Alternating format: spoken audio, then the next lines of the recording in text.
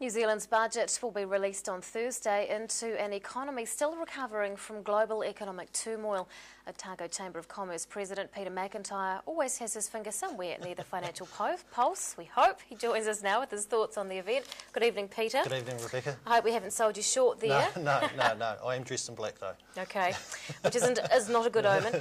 Tell us about the economy that the budget is dealing with. Well, if you look at our economy just more recently, we've had better economic numbers, both housing numbers coming through. We've also had better consumer sentiment.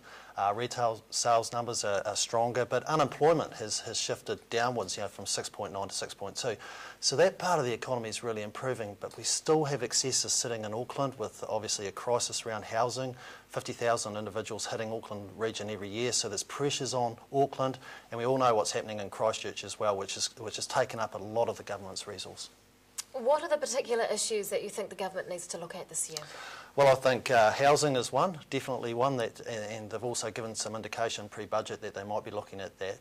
But I also think technology is something that they should be looking at as well. They've indicated that they were looking to improve broadband and have ultra-fast broadband, remembering that distance is a tyranny for New Zealand, and the fact that we need to get closer to our markets. So they're probably two of the key ones that I think will be looked at. But also there's also skill shortages, and we're expecting something from the budget to come in the fact that there needs to be a lot of training for a lot of people to fill the void with the skills gap that's happening in Christchurch. And I think also Auckland's going to have a real skills gap as well. So we're waiting to hear something in the budget, particularly about those two areas.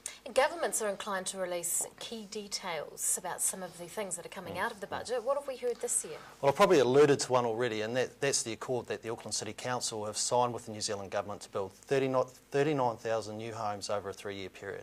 So we're expecting some more detail in the budget with regards to that. But also education, which is a big spend in any budget, and they've also indicated that some of that's going to go into the Christchurch region, and particularly with the hospital rebuild that's going to occur there. So they're probably two that have already been identified. What are you expecting come Thursday? I expect a very conservative budget. I think obviously healthcare and education are the two major components of any budget spend, so we're expecting something with regards to that. I'd love to see something on the skills shortage and something that can be spent throughout the polytechs throughout the country, which hopefully will come back to Dunedin as well. But I think it's going to be very conservative. The focus of the government's getting back into budget surplus by 2014, 2015, and therefore they're going to be very scarce with some resource that they're going to put out into the open economy. So yeah, I think it's going to be very conservative. Do you think it's ambitious to want to be back in surplus so soon?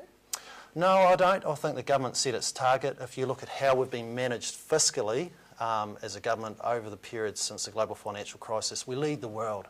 Our government debt is the lowest per GDP of any country globally. So we've been very well managed through a difficult period of time. So no, I think it's an aspirational target. Whether they get there or not, I think it's a $64 million question. But getting back into budget surplus has got to be good for everyone. What do you think local business people might be hoping for in the budget? Well, I think they'll be hoping that there's a continuation of education and healthcare spend within the region. And if you look at how healthcare and education makes up a big part of our economy, it's really key that we get some of that funding. Look, with what's happened in Christchurch, they're looking at sort of $2 billion of extra funding going into there for the Christchurch rebuild. We can only hope that we get topped up here. So I think that's what we'll be looking for, because the flow-on effect to the rest of the Dunedin business community is massive. Do you think the government's doing a good job when it comes to looking after the southern region? That's a good question. I think fiscally they are. If you look at how historically we've voted, we've been very Labour-centric with how we voted. Some more tension politically might be a good thing for Dunedin. That is, if we had closer election runs between Labour, Greens and National, that would be good, because we might get some more funding coming towards us. But budgets are historically population-based. So unless we grow our economy, grow our population numbers, we're always going to be second, third, fifth down the rankings. So unless we get some improvement there, I'm afraid that we're not going to be first off the ranks as far as budget considerations are concerned. Otago Chamber of Commerce President Peter McIntyre, thanks very much for your time. Thanks, Rebecca.